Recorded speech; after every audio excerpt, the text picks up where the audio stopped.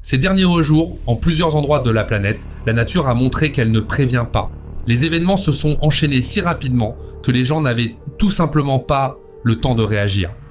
Le plus grand archipel du centre de l'océan Pacifique s'est retrouvé au bord de la rupture d'un barrage construit au début du XXe siècle et que personne n'avait daigné réparer en 120 ans.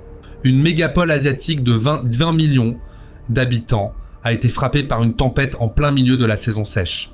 Un quartier industriel en Corée du Sud a pris feu en quelques secondes parce qu'on y stockait une substance qui explose au simple contact de l'humidité ambiante. Un cyclone australien a frappé le pays 2 fois et se prépare à recommencer une 3e. Aux États-Unis, des températures anormales jamais enregistrées auparavant. Nous allons passer tout cela en revue dans l'ordre. Mais d'abord, quelques questions qui ne laissent pas en repos. Pourquoi le barrage d'Hawaï, reconnu comme défaillant depuis 15 ans, risque-t-il d'inonder des quartiers résidentiels ? Comment un seul et même cyclone parvient-il à toucher 3 fois les côtes de 3 États australiens différents ? Que s'est-il exactement passé avec le Boeing 737 lors de son approche à l'atterrissage au Mexique ? Et pourquoi ce type d'avion se retrouve-t-il à nouveau au centre de l'attention des enquêteurs ? Pourquoi l'explosion dans l'usine en Corée du Sud a-t-elle été aussi meurtrière ? Et quel matériau de construction bon marché a transformé le bâtiment en véritable piège ? Et enfin, que se passe-t-il en ce moment sous le sol en Islande ? Et quand exactement est-ce que ça va éclater ? Commençons par Hawaï. Le 20 mars, sur l'île d'Oahu, il s'est produit quelque chose qu'on n'y avait pas vu depuis plus de 20 ans. Une tempête de type Kona Low. C'est un système atmosphérique particulier qui se forme directement au-dessus des îles et reste sur place à déverser de l'eau comme une gigantesque douche. Elle avait déjà apporté jusqu'à 30 cm de précipitation en 24 heures. Pour Hawaï, c'est une catastrophe. Le sol était déjà saturé d'humidité par la tempête précédente, passée 1 semaine plus tôt. L'eau n'avait donc nulle part où aller. Des torrents boueux ont envahi la côte nord, ce lieu que le monde entier connaît pour ses compétitions de surf. Des maisons se déplaçaient littéralement, des voitures dérivaient dans les rues. Plus de 5000 personnes ont reçu l'ordre d'évacuer. La garde nationale et les pompiers ont évacué par voie aérienne 72 personnes d'un camp pour enfants. Au total, plus de 230 personnes ont été secourues dans les zones inondées. Le gouverneur de l'État a déjà estimé les dégâts à plus d'1 milliard de dollars. Ce n'est qu'un chiffre préliminaire. Mais la situation la plus tendue a débuté quand on a appris que le barrage de Wayawa était menacé. Il faut s'y arrêter plus longuement, parce que cette histoire n'est pas seulement une histoire de météo, mais aussi la rencontre d'un ouvrage vieillissant, avec des précipitations extrêmes modernes. Le barrage a été construit en 1906, il a donc 120 ans. À l'origine, il avait été réalisé pour les besoins d'une plantation d'ananas. Il s'est déjà effondré une fois, en 1921, avant d'être reconstruit. Depuis 2009, les autorités hawaïennes ont adressé à la société propriétaire du barrage pas moins de 4 mises en demeure pour manquement à la sécurité. La société a même été sanctionnée financièrement, mais rien de substantiel n'a été fait. Et voilà que le 20 mars, le niveau d'eau du réservoir est monté à 84 pieds. Le service de gestion des urgences a publié un communiqué officiel. Le barrage n'a pas cédé, mais il est menacé d'une rupture imminente. Environ 4000 personnes se trouvaient dans la zone d'inondation directe. Une école où l'on avait déjà regroupé des évacués a dû être évacuée à nouveau en urgence. Elle se trouvait elle aussi en zone dangereuse. La législation prévoyant le transfert de ce barrage à l'État avait été adoptée dès 2023, mais le transfert lui-même n'est toujours pas achevé. Voilà le paradoxe. Parallèlement, en Corée du Sud, une catastrophe industrielle a secoué le pays. Le 20 mars, vers 1h de l'après-midi, une explosion s'est produite dans l'usine de la société Anjon Industrial, dans la ville de Daejeon. Cause, la détonation d'environ 200 kg de sodium métallique, stocké directement dans le bâtiment de production. Le sodium métallique est une substance qui explose au contact de l'eau. La moindre humidité suffit à déclencher une réaction violente. Quand une telle quantité de sodium s'enflamme, il est pratiquement impossible d'arrêter le processus. On ne peut pas utiliser d'eau. La mousse n'est pas toujours efficace. Le feu a instantanément embrasé tout le bâtiment. Les vidéos du lieu de l'explosion ont fait le tour d'Internet. Une épaisse fumée grise s'élevait au-dessus du quartier industriel, tandis qu'une partie des ouvriers sautait par les fenêtres du bâtiment en feu. Il n'y avait pas d'autre issue. Plus de 500 pompiers et agents des services d'urgence ont été dépêchés sur place. On a eu recours à l'aviation, à un véhicule lance-eau télécommandé et à 2 robots pompiers. Sur place, plus de 100 kg de produits chimiques hautement réactifs ont également été découverts et évacués en urgence pour prévenir de nouvelles explosions. Passons à l'Australie. Le cyclone tropical Nari y a touché terre avec une telle violence que les météorologues locaux l'ont qualifié de plus puissant depuis 20 ans. Il a frappé le nord-est de la péninsule du Cap York. Rafales maximales, 285 km/h. La particularité de Nari, c'est qu'il était très compact. La zone de vent destructeur ne s'étendait qu'à environ 50 km du centre. Cela peut sembler être une bonne nouvelle, mais en pratique, cela signifie que toute son énergie était concentrée en un point très restreint. L'impact a donc été presque chirurgical et d'une puissance extraordinaire. Les rivières de la péninsule sont montées de 17 mètres. Les plantations de bananes ont été entièrement détruites. C'est un coût économique pour toute une région. L'aéroport est fermé. Des milliers de foyers sont privés d'électricité. Les dommages préliminaires dépassent déjà 100 millions de dollars. Après avoir frappé le Cap York, le cyclone ne s'est pas dissipé. Il a traversé la péninsule, s'est affaibli jusqu'à la 2e catégorie, puis a pénétré dans le golfe de Carpentarie et a recommencé à gagner en puissance sur les eaux chaudes du golfe. Les autorités australiennes ont déclenché le régime d'alerte pour l'est du Top End. Passons aux États-Unis, car il s'y passait quelque chose d'exceptionnel à la même période. Pas moins de 11 États ont battu leur record absolu de température pour le mois de mars. Martinez Lake, en Arizona, a enregistré 110 degrés Fahrenheit, établissant un record national absolu pour mars aux États-Unis. Mais ce record n'a pas tenu 24 heures. Dès le lendemain, 4 stations en Arizona, au Nouveau-Mexique et en Californie ont enregistré 112 degrés, repoussant le record national. Las Vegas a affiché 99 degrés Fahrenheit, pulvérisant le précédent record de la ville de 6 degrés d'un coup. Mais les conséquences crampons qui se feront sentir plus tard seront encore plus graves. Le manteau neigeux dans les montagnes des États de l'Ouest était déjà déficitaire après un hiver exceptionnellement chaud. La chaleur anormale de mars le fait fondre avec un mois d'avance.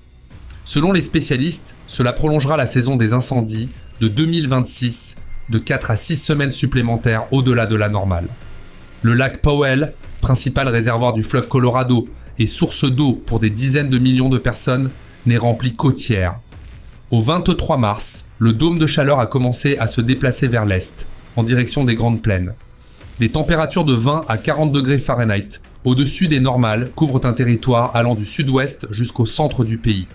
Au Pakistan, une toute autre histoire se déroulait. Une puissante tempête avec de fortes pluies et des vents en rafale allant jusqu'à 90 km/h s'est abattue sur Karachi, mégapole de 21 millions d'habitants. Pour mars, c'est totalement atypique, car Karachi est habituellement sèche et chaude à cette période de l'année. Le printemps n'y est presque pas ressenti comme une saison pluvieuse. Un front atmosphérique occidental venu d'Iran et d'Afghanistan s'est comporté de façon imprévisible. Au lieu de passer rapidement, il s'est arrêté et s'est renforcé directement au-dessus de la ville. Le quartier de Baldia a été le plus touché. Un mur d'un bâtiment s'y est effondré. Dans toute la ville, des arbres ont été renversés, des panneaux publicitaires arrachés, les égouts ont débordé. Les eaux usées ont inondé directement les rues des quartiers résidentiels. Le maire de Karachi a appelé les habitants à rester chez eux et à ne pas prendre la route. Le service météorologique pakistanais a immédiatement prévenu. Ce n'est pas le dernier coup. Le prochain front occidental est attendu du 24 au 27 mars. Dans l'Atlantique Nord, un puissant séisme de magnitude 6,7 s'est produit. L'épicentre se trouvait directement sur la dorsale médio-atlantique, à 10 km de profondeur. C'est une gigantesque chaîne de montagnes sous-marines, longue de plus de 16 000 km. Elle s'étend du nord au sud sur le fond de l'Atlantique, là où les plaques nord-américaines et eurasiatiques s'écartent lentement. Le séisme a été enregistré par 116 stations sismiques à travers le monde. Il n'y a pas eu de tsunami. Et c'est le moment d'évoquer un autre endroit qui attire actuellement l'attention des volcanologues du monde entier. L'Islande, plus précisément la péninsule de Reykjanes, où une série d'éruptions se succèdent depuis 2021. Début mars 2026, le service météorologique islandais l'a dit clairement. La probabilité d'une nouvelle éruption dans les prochaines semaines est très élevée. Ce n'est pas de la panique, c'est un pronostic scientifique serein, fondé sur des mesures. Le sol au-dessus du réservoir magmatique s'est soulevé de près d'1 mètre. C'est visible depuis les satellites. En 2010, l'un des volcans islandais avait littéralement paralysé l'économie européenne pendant plusieurs jours. Voici maintenant une information qui concerne directement les risques sismiques pour le nord de la Californie et que les spécialistes ont qualifié de découverte importante. Ces derniers jours, la revue Science News a publié un article de géologues. Sous le nord de la Californie, à environ 10 km de profondeur, un fragment tectonique caché a été découvert qui effectue un mouvement latéral. C'est un morceau d'ancienne croûte terrestre coincé entre trois plaques, au point où la faille de San Andreas rencontre la zone de subduction de Cascadia. C'est précisément ici qu'en 1992 s'est produit un séisme de magnitude 7,2 qui avait à l'époque déconcerté les scientifiques. Le foyer était trop superficiel pour les conditions géologiques supposées. On sait désormais pourquoi. Ce fragment agissait comme une source supplémentaire d'énergie sismique. Et cette découverte modifie les modèles d'évaluation du risque sismique pour toute la côte nord de la Californie. Voici encore un fait qui se consignait discrètement dans l'ombre de tous ces événements et qui mérite également d'être mentionné. Février 2026 a révélé que le magma sous le plateau tibétain est réparti d'une façon totalement différente de ce qu'on pensait. Des données satellitaires issues d'images radar ont montré que les plaques tectoniques y sont non pas des blocs rigides, mais une masse en mouvement. C'est une remise en question complète de toutes les conceptions de base sur le fonctionnement de la sismicité dans la région la plus haute de la planète. Pendant que nous décrivions ces événements, de nouvelles données sont arrivées et elles modifient le tableau sur plusieurs points clés. En Australie, le cyclone Nari, celui-là même qui a frappé le Queensland, ne s'est pas arrêté. Le 23 mars, il a touché terre une deuxième fois, cette fois dans le territoire du Nord, avec des rafales allant jusqu'à 190 km/h. Une partie des habitants de la communauté de Numbulwar a été évacuée. La ville de Katherine est menacée par de graves inondations fluviales. À Hawaï, la tempête Konalo s'est déplacée vers l'est. Pour Maui, c'est particulièrement douloureux. Lahaina, la ville qui depuis 2023 a presque entièrement brûlé lors du plus grand incendie depuis 100 ans, a de nouveau reçu un avis d'évacuation. Les habitants qui reconstruisent leur maison depuis 3 ans faisaient à nouveau leurs valises. De nouvelles données sont également arrivées sur l'incendie de l'usine en Corée. Selon les informations actualisées, l'enquête a établi pourquoi le feu s'était propagé si rapidement que les gens n'avaient aucune chance. Le bâtiment était construit en panneaux sandwich. C'est un matériau de construction pratique mais bon marché, avec une couche intérieure en polystyrène expansée.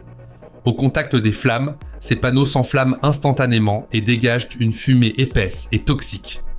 Voilà pourquoi ce n'était pas un simple incendie, c'était un piège pour les gens. Et les 200 kg de sodium ont totalement exclu la possibilité d'utiliser de l'eau pendant les premières minutes critiques.